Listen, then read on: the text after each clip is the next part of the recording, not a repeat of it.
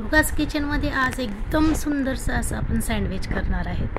हे sandwich without toaster मशीनचं आपण करणार आहेत, तव्यावर करणार आहेत। एकदम ग्रिल व्यवस्थित होतं आणि हे थोडंसं ना पिझ्झाच्या रिलेटेड असेल, म्हणजे सँडविच जरी खाल्लं तरी पिझ्झा खाल्ल्यासारखं तुम्हाला वाटेल।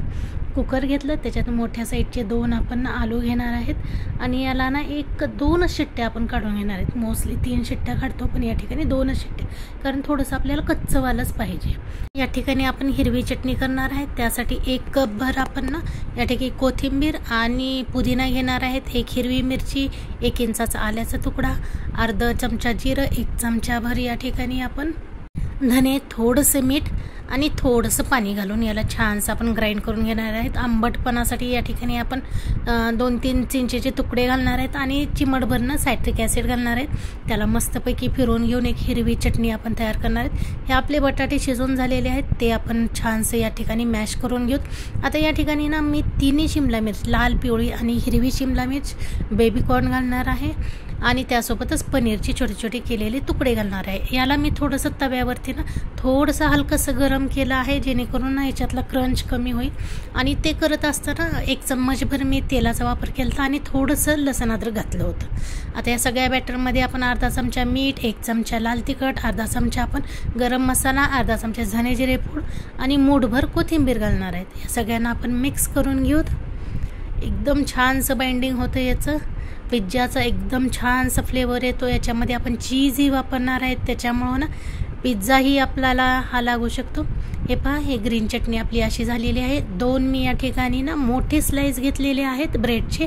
या ठिकाणी तुम्ही व्हीट ब्रेड पण यूज करू शकता। त्याला एका साईडनं आपण हे ग्रीन चटणी लावून घेऊत आणि दुसऱ्या साईडनं ना हे टोमॅटो केचप आणि ना मी होममेड या ठिकाणी ना शेजवान सॉस किंवा शेजवान चटणी लावणार आहे। ही खूप अप्रतिम राहते चटणी, 1 महिनाभर याला फ्रीजमध्ये ठेवलं तर काहीच होत नाही। या चटणीची लिंक ही मी तुम्हाला देते खाली। हे पहा, थोडीशीच लागेल कारण हे खूप तिखट असते, याच्यामध्ये लसण असतो, त्याच्यामुळं याचा तिखटपणा भरपूर असतो। हे सगळीकडे स्प्रेड करून घेऊत आपण आणि याच्यावर आपण 1-1 चीज स्लाइस ठेवणार आहेत। हे चीज स्लाइस किंवा ग्रेट करून तुम्ही चीजही या ठिकाणी घालू शकता आणि जे आपण बॅटर केलं आहे ना ते या ब्रेडला आपण छानसं असं पूर्ण साईडनं ना लावून घेऊत। थोडं थोडं बॅचेसमध्ये हे लावून घ्यायचं आपल्याला आणि पूर्ण आपल्याला हा ब्रेड कवर करायचा आहे। आणि 1 तवा घेतलेला आहे, त्याला मी छानसं गरम केलं, तर त्याच्यावर हा ब्रेड ठेवला।